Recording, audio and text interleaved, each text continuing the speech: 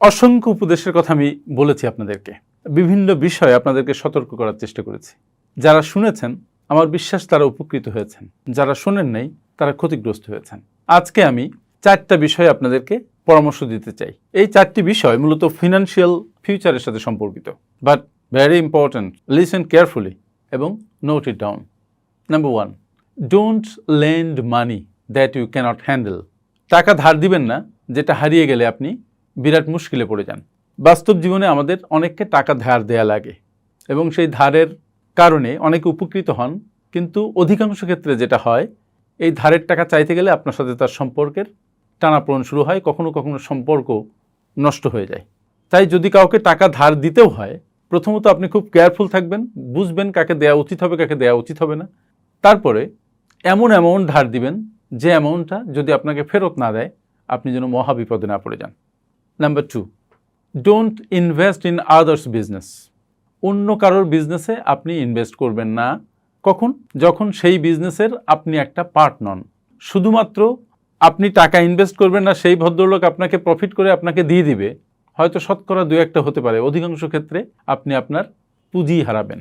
So অন্য কারোর বিজনেসে যেখানে আপনার কর্তৃত্ব নাই, আপনার কোনো ইনভলভমেন্ট নাই, আপনার কোনো অডিটিং পাওয়ার নাই, আপনার কোনো অপারেশনাল প্রেজেন্স নাই, সেখানে আপনি ইনভেস্ট করবেন না। তাই সে যত বড় লোভের বা লাভের সম্ভাবনা দেখেন না কেন। Number 3, don't disclose your financial information to anybody. আপনার ফিনান্সিয়াল ইনফরমেশন, আপনার কত টাকা ব্যাংকে আছে, কত টাকা সঞ্চয়পত্রে আছে, কত টাকা গোল্ডে আছে, কত টাকা শেয়ার মার্কেটে আছে, কত টাকা বাসায় আছে, কি কি সম্পত্তি আছে, কয়টা বাড়ি আছে, কত ভাড়া পান, এই যে যাবতীয় ফিনান্সিয়াল ইনফরমেশন, এটা আপনি কারোর সাথে শেয়ার করবেন না। আপনি যত আপনার আর্থিক প্রতিপত্তি অন্যের সাথে শেয়ার করবেন তত আপনার বেশি শত্রু তৈরি হবে। আপনার কাছে মানুষের এক্সপেকটেশন বেড়ে যাবে এবং ডাকাত, ছিনতাইকারী এদেরও আপনার প্রতি নজর থাকবে। So don't disclose your financial information to anybody. Number 4, যদিও 4 নাম্বার কিন্তু সবচেয়ে ইম্পর্টেন্ট, সেটা হচ্ছে don't spend more than your earning.